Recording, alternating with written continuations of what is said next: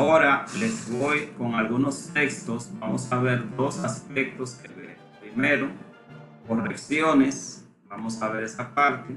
Y vamos a ver también reestructurar el texto. Eso vamos a ver en el día de hoy para nosotros poder explicar en qué consiste. Yo les había dicho que en redacción indirecta ustedes tienen que tomar en cuenta que no es que van a escribir nada de eso, no. Acuérdense que las respuestas están dadas en opción múltiple o en varias opciones, A, B, C y D.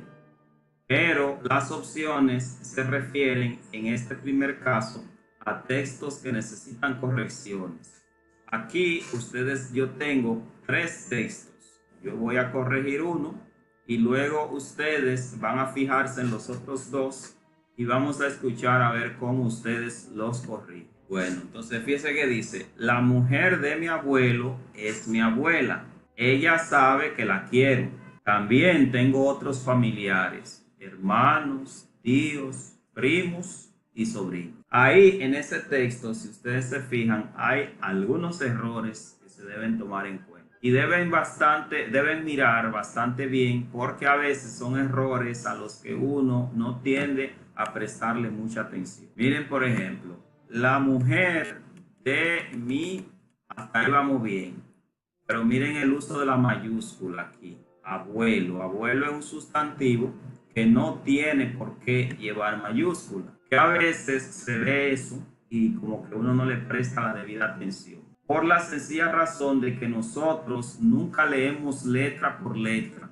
Siempre asumimos al ver una parte de la palabra que todo está bien. Sobre todo si ya sabemos de qué trata el texto. Entonces, como en la prueba leemos el texto varias veces, casi memorizamos el párrafo. Y como lo hemos memorizado, en la mayoría de las veces olvidamos que hay que prestar atención a los errores. Entonces, miren, abuelo ahí tiene un problemita con el uso de mayúsculas. Entonces, vamos a ir anotando. El primer error, tiene un problema con el uso de las mayúsculas, el uso de las letras mayúsculas. Luego, la mujer de mi abuelo es mi, fíjense que dice abuelas. Si es de mi abuelo y dice es mi abuela, fíjense que se está hablando de la mujer de mi abuelo. Por tanto, no puede ser en plural este sustantivo. Entonces, aquí hay un error que consiste en falta de concordancia en el número, singular y plural. Hay un error aquí. Miren aquí. Ella sabe, fíjense, lo ve ahí, de nuevo el problema de la mayúscula. Aquí, después del punto, se debe escribir mayúscula. Ese error ya lo vimos. Vamos a poner con dos. Ella sabe, vamos a subrayarlo aquí. Ya sabemos que después del punto siempre se debe colocar mayúscula. Ella sabe, mire el verbo saber, ¿lo ven? Hay un error ahí respecto al uso de V y B. Hay un error ahí a ese respecto. ¿Lo ven? Porque el verbo saber no se escribe así. Ella sabe que la quiero. También, mírenla ahí, fíjense, también es una palabra que debe llevar tilde aquí. Entonces hay un error ahí respecto a la acentuación. También tengo otros familiares, hermanos, tíos, primos y sobrinos. Aquí hay varios errores. Primero, que después de los dos puntos solamente se escribe mayúscula si es una frase de alguien que se cita, que va entre comillas, o si se trata de nombres propios. Cuando se tratan de sustantivos comunes, no hay necesidad, ni siquiera adjetivos, nada de eso, no hay necesidad de mayúscula.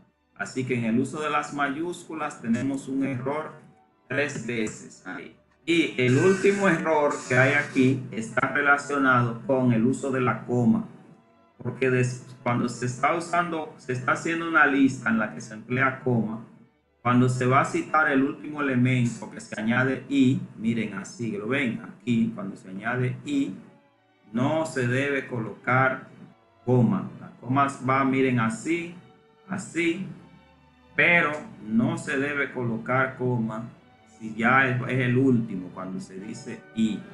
Así que también hay un error respecto al uso de la coma y la conjunción.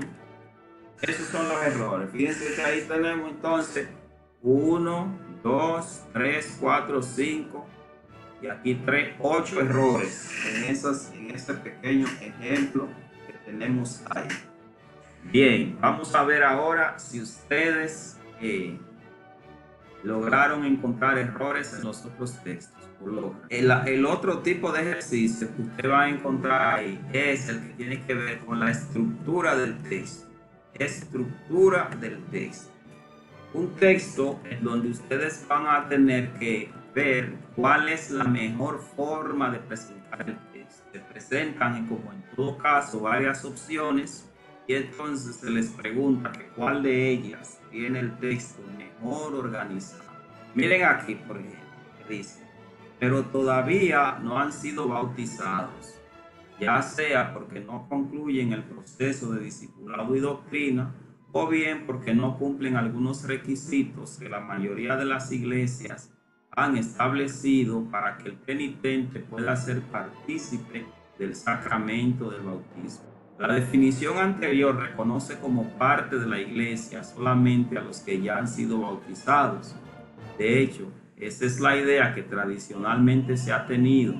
Sin embargo, nos parece que la definición podría abarcar también a los que ya han conocido al Señor.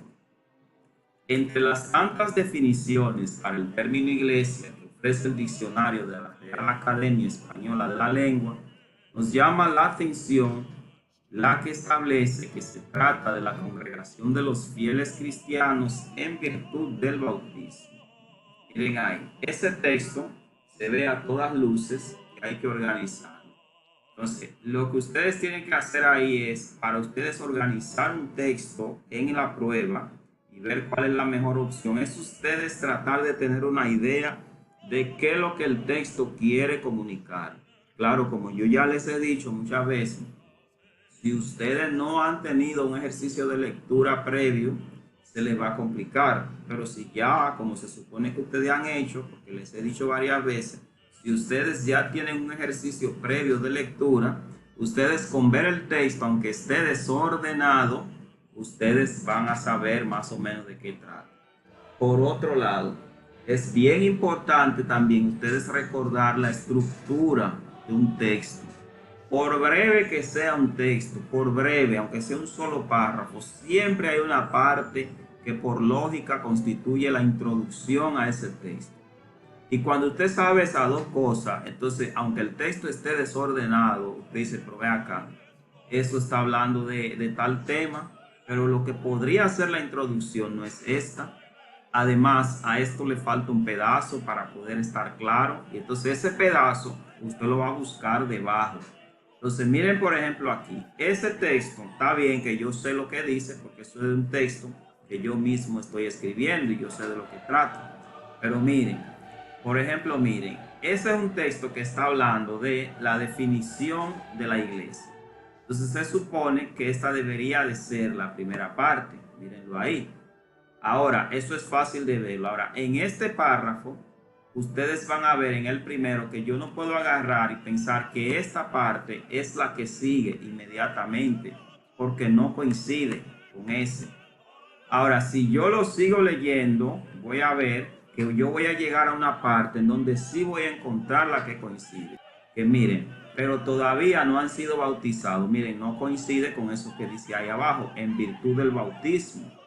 Fíjense, pero todavía no han sido bautizados, ya sea porque no concluyen el proceso de discipulado y doctrina, o bien porque no cumplen algunos requisitos que la mayoría de las iglesias han establecido para que el penitente pueda ser partícipe del sacramento del bautismo.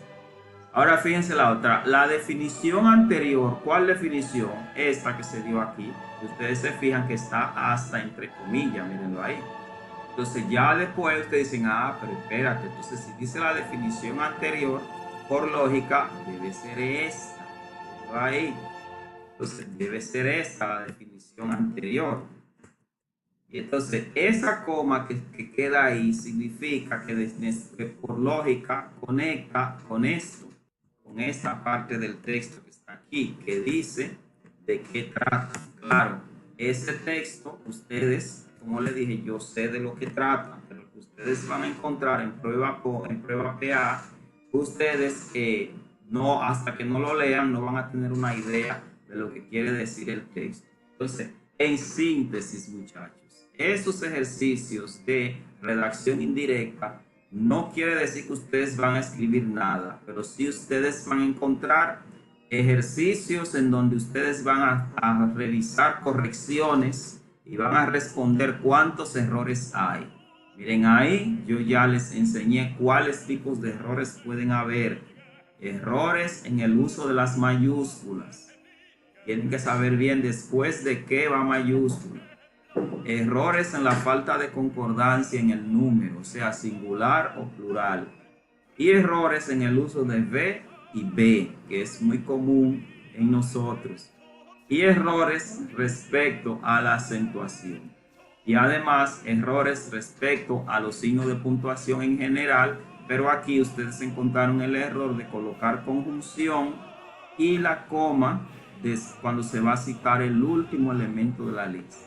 En ese caso solamente se coloca la conjunción. Y el otro tipo de ejercicio, como ya le dije, es reestructurar el texto, ver cuál es la forma lógica en que debe aparecer el texto. Con eso, entonces, terminamos esa parte.